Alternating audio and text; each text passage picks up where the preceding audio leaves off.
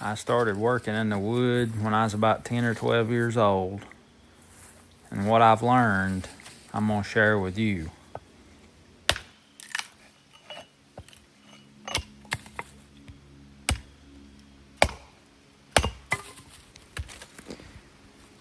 Now, when it comes to getting wood to heat your house for the wintertime, the earliest memories I got are my daddy and my grandpa.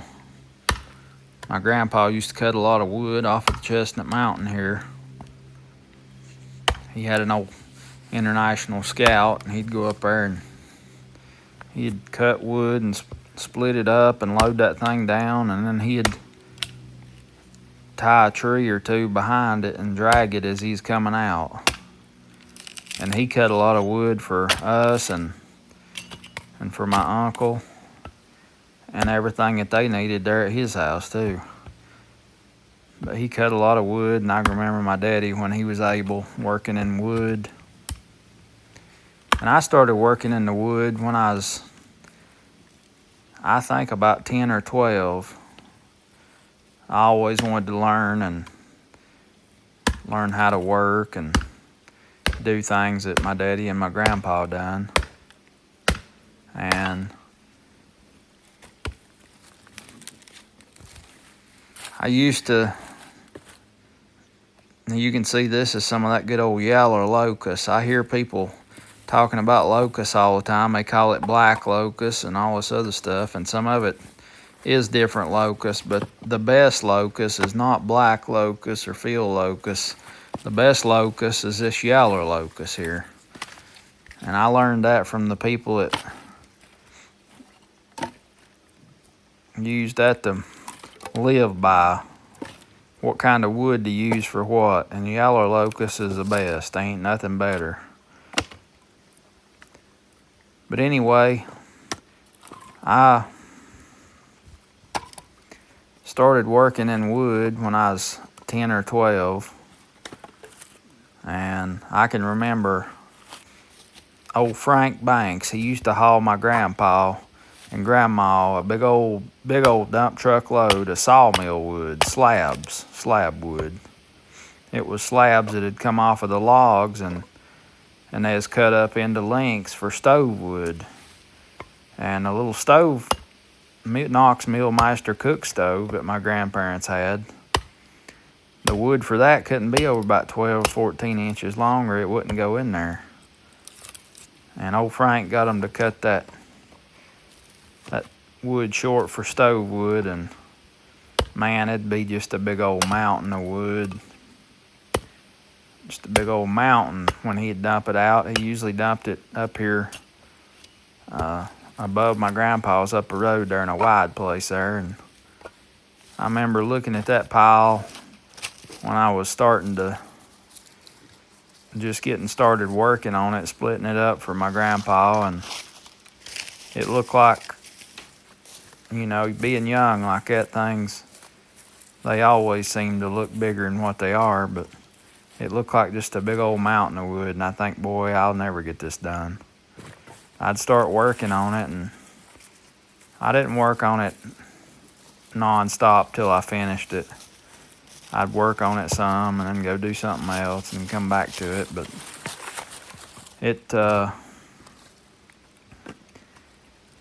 I used a little old, just like a pole axe. It wasn't a double-bitted axe. It was a pole axe. It was dubbed on one side and the blade on the other side. And it was just right, like a little old hatchet axe for that slab wood. Some of it, if it's nice and straight with no knots, it would split up good. I mean, you could just hold it in one hand and take your axe and chop and split it up. Go at it pretty good, but it'd pile up fast and you'd have to move it. Then we had to haul it over and put it in my grandpa's wood shed there, the crib shed. And I remember holding that wood in one hand and chopping with the axe in the other one. And I was slow when I first started, trying to be careful not cut myself, and I just kind of growed up with the axe in my hand pretty much. And then as I growed and finally got my own power saw, chainsaw, and I started cutting wood for us and other people too. But not only my grandpa, but I had a couple of great aunts that they had been married to my grandpa's brothers, and his brothers, they had done died and was gone, and I'd help them widders with their wood as much as I could, and they burnt stove wood too. It's how they cooked and heated their house too, and it was a lot of wood getting growing up, and no telling how many hours I put in doing that. But that helped me to learn about wood, and you had axe, and what you can and can't do with it. And I can tell as soon as I stick an axe in a piece of wood if it's gonna split good or it ain't. I can tell by the sound of it, and that tells me what to do, if I need to turn the stick around, or if a stick is knotty or it's dried out and it's too hard to split. It ain't worth wasting your time on trying to split it. I've worked on an old knotty stick of wood 10 or 20 minutes and just wasted time. It ain't worth it. Them old chunks like that, if you got a fire pit outside or a big fireplace, that's the best way to get rid of them. Don't waste your time trying to split knots out. Now when you go to cut your wood, if you cut your wood, if it green or not, if you have to cut green trees for wood, the best time is between October and March, before the sap starts coming up. If you'll cut your stove wood or heater wood in the month of February or March, it'll dry out better and it'll burn better and be better wood as any other time of the year you can cut it. It just seems to, there ain't no sap in it, and it dries out so good and it burns good. Dries a lot quicker too, especially stove wood. You can cut your stove wood in the month of March and it'll dry out good and make a good hot fire. But now when it comes to getting your wood by the signs, like they did back in the olden days, the signs of the moon and the right times, that was real important for cutting trees, for lumber or wood or fence stakes or just logs or whatever you wanted. That needs to be done. Anytime you do something like that, harvesting, it needs to be done in the third or fourth quarter. The third quarter or the last quarter. The third quarter is after the full moon, and the next week is the fourth quarter, the last quarter. That's when you need to do you cutting your firewood. The third or fourth quarter of the month. The fourth quarter, the last quarter, is always best. And by doing that, it'll also help keep worms and bugs out of your wood if you cut it on the fourth quarter. And it'll dry a lot faster. And you need to cut it in one of the barren signs if you can. That's one of the barren signs on your calendar. It'll store better and everything if you'll cut it during that time. About the ideal time for cutting wood would be the last quarter of January if you're cutting firewood and you want it to last a long time and not get bugs in it. Another thing about handling wood is if you want to split wood with an axe, you don't want a sharp axe. Don't sharpen your axe if you're going to be splitting wood with it. That's why if you see me letting my axe lay down on the ground or throwing it around, I wouldn't do that with my chopping axe. That's just a splitting axe. You want a splitting axe dull because it'll split a whole lot better. If you got a sharp axe, it'll just sink up in the stick of wood and it won't split. It's sharp and it sticks in instead of splits. So you want your splitting axe dull. And it's good, old big sticks of wood, to take a go devil or a wedge, some people calls them a big old splitting hammer. I got one. It's what you start out with, splitting your big sticks of wood. Always look at it. You can read it. See them cracks? That tells you where you want to try to split it at. It's already telling you if you'll look and listen. A lot of times you think there's just one way to do something. Just go at it one way, but don't ever do that. Always try something different and see if you can't learn, because this don't matter how simple a task is. You can always learn something to make it easier. And splitting wood, it's probably one of the most relaxing things for me that there is, that I do. It just takes my mind off everything, and it's just a relaxing activity for me, and I really enjoy working in wood. And if you'll go at it like I said and not try to split them old knotty sticks, and just split the good straight grain wood and take your time, and it makes the work enjoyable. And I'm bad to think back in the olden days about people, you know, we got it easy this day and time. We got power saws and we can cut wood just fast as can be. And I don't even have to stoop down on the ground no more to cut wood. I use my little track hoe and hold a log up and stand up and cut it waist high. I don't even have to bend over. That's just making us weaker, really, but it works good. A while back, I was thinking, like I do often, about how people survived, you know, when they come in here and settled this country. And, you know, they didn't have no tarps. They didn't have no metal roofing. They didn't have nothing like what we got to cover up a wood pile. And I thought about that for a long time, and I've come up with something that I'm going to share with you here before too much longer. And it may or may not be something from the olden days, but I tell you what, I really think it is. And I'm looking forward to seeing what you think about it.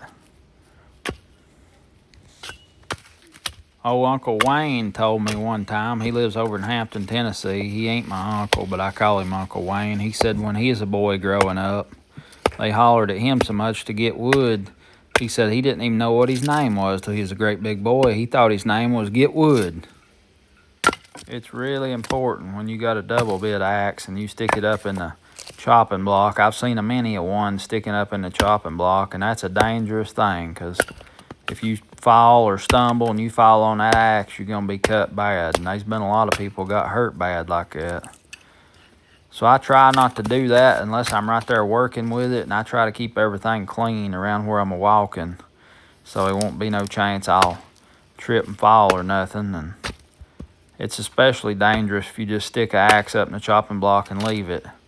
If you got a pole axe, it's just got a blade on one side, blunt on the other side, it ain't no problem, because you ain't gonna fall on that and get hurt. But if you're chopping with a double bit, you need to put that thing, set it down on the ground beside the block, or leave a handle sticking up, or sometimes I'll stick it in the side of the block.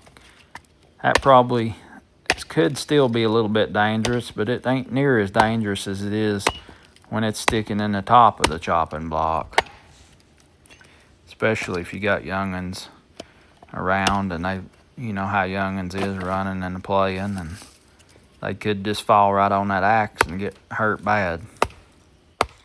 Another thing it's good to take note of and consider when you're working in firewood is the kind of wood you're working.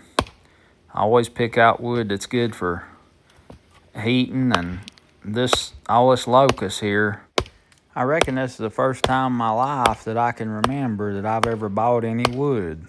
But I bought this locust to go with what I had. My old cousin Randy, he had some locust he had got out and selling it by the cord, and I bought a cord from him, and I sure appreciate getting it. The only reason I'm splitting it up, he already split it into heater wood, but that cook stove that we heat with too, I'll split some of it up more fine, because it'll build a whole lot hotter fire, and you can cook a lot quicker if you got good fine wood to put in there. And that's what my grandpa always used to tell me when I'd split wood for him. He'd say, He'd say, bust it a little finer, bust it a little finer. He liked it real fine. Thing about locust, though, yellow locust, if you got an old cook stove, the old kind with the grates in them, you burn locust all the time, it'll burn the grates out of your stove. It burns hot.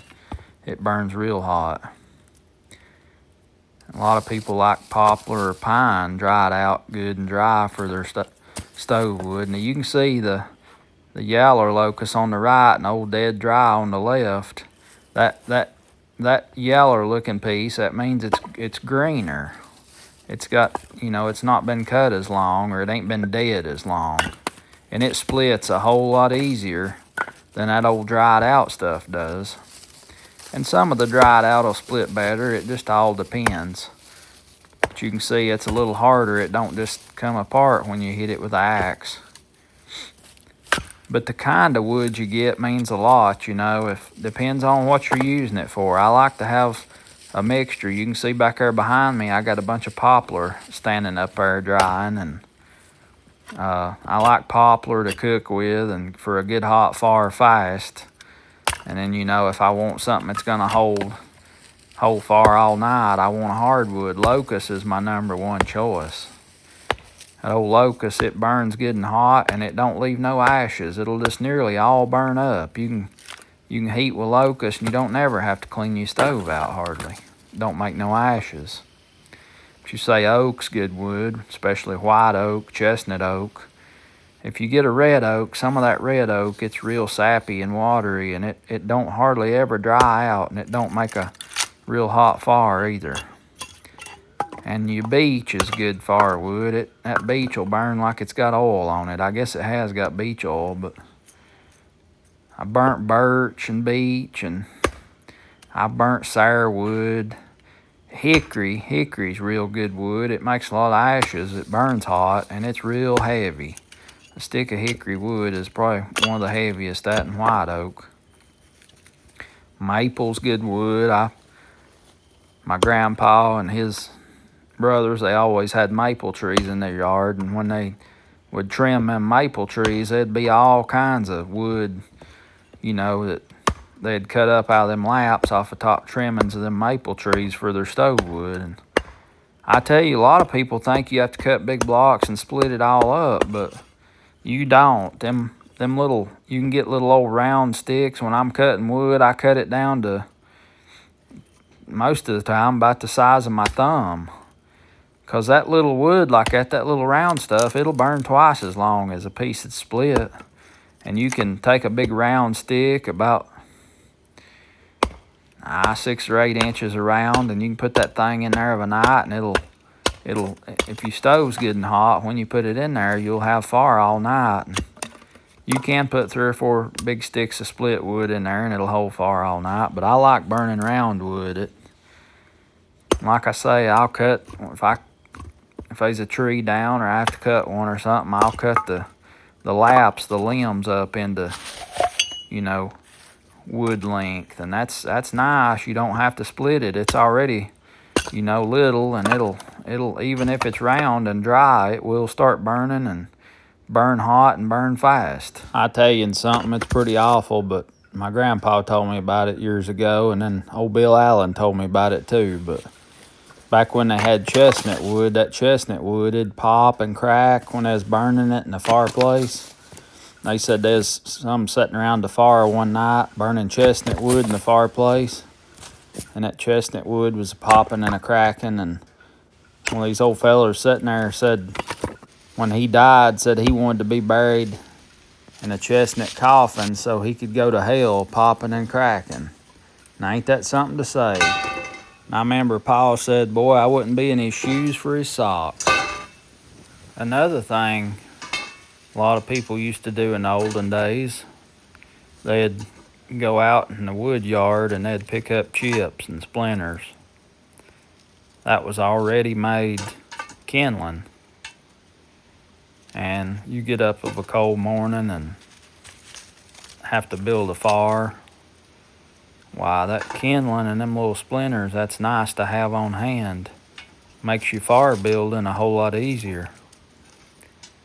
And people used to, they had what they call borrowing fire. I've heard people talk about it. They didn't have no matches or nothing, especially back up in these mountains where I live. And if they let their fire go out, they'd have to borrow fire. They'd have to go to somebody else's house and get them some coals of fire and bring it back to their house to get their fire started with.